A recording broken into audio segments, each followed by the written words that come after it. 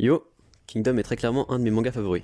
Pourtant, il est très rare d'en entendre parler si l'on ne s'intéresse pas trop au milieu. Voilà pourquoi je souhaite vous encourager à lui rendre la place qui lui revient dans nos esprits. Et voici 20 raisons qui vont vous convaincre de vous immerger dans la passion de Kingdom. Les stats. 100 millions d'exemplaires vendus, 5ème plus vendu en 2015, 3ème en 2016-2017, 6ème en 2018 et en 2019 et encore 2ème en 2020. Prix Tezuka en 2013 avec un juge commentant « Je ne me souviens pas de la dernière fois où j'ai lu près de 30 volumes d'affilée, en me sentant aussi excité. » Kingdom a remporté la première section annuelle de tous les temps des Tatsuya Comics Awards en 2017, dans le sondage manga Sozenkyo 2021 de TV Asahi, dans lequel 150 000 personnes ont voté pour 100 meilleures séries de manga, Kingdom s'est classé 13ème. Et pour conclure ce premier point, un petit fun fact. Le manga a remporté un record du monde Guinness le 12 décembre 2012. En effet, il a obtenu le prix du manga le plus redessiné par des fans et des artistes pour le tome 26. Parmi les participants figuraient les créateurs de manga Eiichiro Oda, Masashi Kishimoto, Hirohiko Araki, Takehiko Inoue, Hiroshi Motomiya, ainsi que des doubleurs et des fans. Historique. La principale caractéristique de Kingdom est que c'est un manga historique.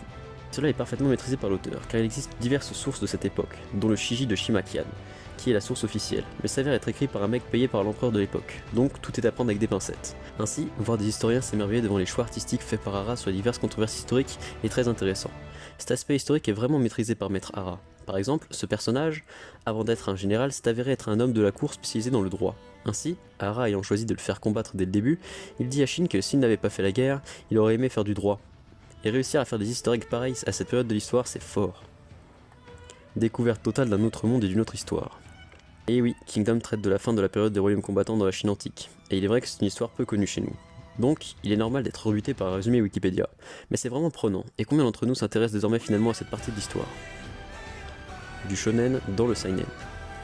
Et oui, Kingdom est un seinen, et possède pléthore de scènes qui plairont au public fan de shonen, qui commence à se tourner vers le seinen, et à l'amateur de seinen.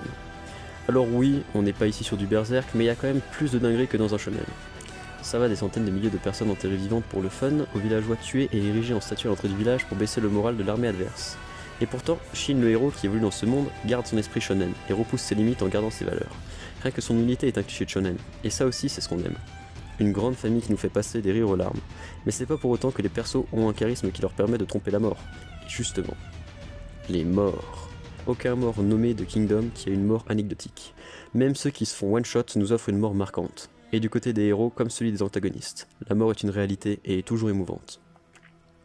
Maîtrise de la narration d'Hara. Maître Hara maîtrise la narration comme personne. En termes de stratégie militaire, même s'il inspire des batailles historiques et de l'art de la guerre de Sun Tzu, Hara nous sort des contre-manœuvres. Chaque général a 10 coups d'avance sur son adversaire et chaque stratégie en sert 2 autres. En commençant une guerre de plusieurs semaines, chaque généraux savent les plans A, B, C, D, E, F de l'armée d'en face. Il a le niveau de Tsukumi Yoba en termes de narration, et des situations amorcées se trouvent leur conclusion 10 ans plus tard. Il y a même des hypes qui durent depuis des années sur des trucs qu'on attend encore. Les fans de One Piece sont en sueur. Philosophie. La philosophie est chose très présente dans cette œuvre. Par exemple, les enjeux de la guerre de pouvoir au sein même du royaume de Qin tournent autour de l'essence de l'homme. De même, Shin le héros possède des questionnements sur qu'est-ce qui fait un bon général, à quoi sert la guerre, comment gouverner un pays que tu viens de soumettre par la force sans attiser la haine, et encore plein d'autres questions qui résultent de vrais enjeux et qui n'ont pas de réelle réponse. Pourtant, celle-ci est primordiale dans la quête des héros. Le suspense. Comme je le dis, Hara Sensei prévoit des retournements de situation sur retournements de situation, et les héros ne sont jamais à l'abri. De plus, étant une œuvre historique résultant de la vraie vie, il est difficile d'avoir un bouclier de personnage principal. Si ton homologue est décédé, bah tu vas claquer. Tout ceci fait que le lecteur est toujours en haleine et le suspense est très efficace et bien géré. Univers riche. Kingdom fait partie de ces mangas avec un univers très développé, même si celui-ci s'approche d'une autre. Hara n'hésite pas à nous présenter des personnages issus des autres contrées de Chine qui vont interagir entre eux, et qui sont moteurs dans le fonctionnement de leur pays. Ces personnages rendent l'univers de Kingdom plus tangible et vivant. Hara ne se concentre pas sur le pays de Qin, ni même que sur la Chine. Ascension. Kingdom raconte surtout l'ascension de Shin, qui est un esclave et rêve de devenir grand général. Et cette ascension est super bien faite et jouissive. Shin gagne des droits de noblesse, de la force, de la taille, de l'intelligence et de l'instinct de tome en tome. Sa progression est lente et réaliste. On se plaît à le voir grandir et se rapprocher chaque arc un peu plus de son rêve. La guerre. Évidemment, le sujet principal du manga est la guerre. Et très honnêtement, la guerre est magnifiée. Déjà, elle rend les hommes égaux entre eux. L'aspect stratégique est, comme dit précédemment, extrêmement bien géré par Hara. Et chaque bataille, chaque chapitre nous montre que la guerre est un art et doit être faite correctement et avec respect. Les combats. Bien sûr, dans chaque bataille, il y a des combats, qui déterminent l'issue de la guerre, et donc l'avenir du pays. Et que dire de ces combats? De même que les morts, qui surviennent souvent à la fin de ces combats, les combats n'ont rien d'anecdotique, et les dessins d'Ara nous font réellement apprécier la puissance des coups et leur dangerosité, la fragilité d'un corps humain, et la force des plus grands généraux que Shin devrait dépasser. Certains combats sont même super cinématographiques, je pense notamment à celui contre Rinko sous la pluie. Les personnages. Ara met ses personnages au pinacle dans Kingdom, et beaucoup sont très développés, que ce soit les généraux de Qin ou d'autres pays. Même certains personnages secondaires ont des moments à eux, ou même une backstory. Même les antagonistes que l'on pourrait prendre pour des ordures ne poursuivent finalement que le même objectif que les héros, et n'ont donc pas moins de légitimité à l'obtenir. Dans Kingdom, le manichéisme n'existe quasiment pas. Les dessins. Même si comme tout mangaka, Ara met quelques tomes à peaufiner son style, il est clair que celui qu'il établit ensuite est très beau et efficace, à la fois grandiose, réaliste, et sert le fond par sa forme. Déjà, il dessine des batailles de 300 000 contre 300 000 toutes les 2 semaines, au calme. Ensuite, il n'hésite pas à choisir de la double page pour les moments impactants, et autant te dire qu'il y en a. Et enfin, certains dessins ont une valeur plus métaphorique. Par exemple, chaque grand général est gigantesque, mais en réalité, ils sont surtout grands de par leur capacité et leur charisme. Par exemple, Karine ne mesure pas réellement 2,50 m, mais pour son état, elle est le pilier le plus solide. En tout cas, de ce qu'on sait à l'heure actuelle. L'épicness. Comment résumer l'épicness de Kingdom? Tu vois Berserk? Bah imagine ça mais en mieux. Les retournements de situation, les batailles rangées, les combats encore une fois, hein. Les vengeances qui arrivent 50 tomes plus tard, soit 12-13 ans après, mais aussi et surtout les discours d'encouragement avant une grande bataille. Ça rend le tout extrêmement épique et galvanisant. L'humour. Et oui, Kingdom fait partie de ces mangas qui peuvent être sérieux, tristes et nous faire réfléchir, mais qui sont assez majoritairement orientés humour. Ce décalage entre l'horreur de la guerre et la simplicité de ceux qui la font rendent le tout très drôle et agréable à lire. Un peu à l'image du personnage de Puck de Berserk. Sauf que là, tout le monde est comme ça. Comme si la guerre était pour eux juste un travail.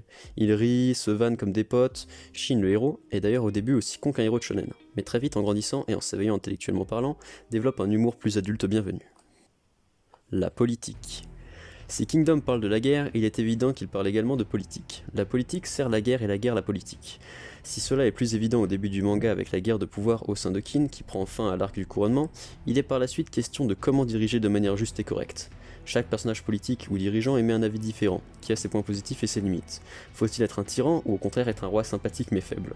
Faut-il faire la guerre à nos ennemis ou acheter la paix? Est-il nécessaire de détruire pour construire? Et qu'est-il moral ou nécessaire de faire pour obtenir et conserver le pouvoir? Les tomes sont magnifiques et fournis. Effectivement, les tomes de Kingdom sont magnifiques, et comptez au moins 45 minutes à 1 heure pour en lire un. De plus, la traduction officielle est issue d'un site de Scantrad qui vous est possible de consulter gratuitement, ce qui permet un accès plus facile et moins coûteux à ce monument du manga. Parce qu'on en parle trop peu. Et oui, si à une époque au sein de la communauté manga on se demandait quel était cet ovni qui arrivait en France, force est de constater que la hype s'est calmée, et qu'il est très rare, à moins de s'y intéresser, d'entendre parler de Kingdom sur la toile. Et les rayons pleins de tomes de ce manga dans vos magasins préférés ont désormais été désertés par la licence. L'animé est pas ouf.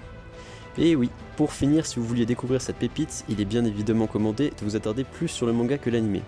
Car bien qu'il se soit rattrapé depuis la saison 3, la qualité des 2 premières saisons est au mieux approximative. La surabondance de 3D niveau PS2 et encore je pèse mes mots est bien en dessous de l'adaptation 2016 de Berserk, ou encore de ce que Mappa a proposé de pire ces dernières années. Alors, si vous avez le courage de vous lancer dans l'animé plutôt que dans le manga, essayez au moins d'aller jusqu'à la saison 3. Voilà, cette vidéo touche à son terme. Vous l'aurez compris, mais Kingdom est un de mes mangas préférés. Et certainement, une des meilleures surprises je pense, au vu de mon expérience et de ce que j'ai pu lire. Il est vrai que le résumé ne donne pas trop envie, mais faites-moi confiance, une fois plongé dedans, on ne peut pas s'arrêter. Il ne me reste plus qu'à vous souhaiter bonne lecture, et à la prochaine.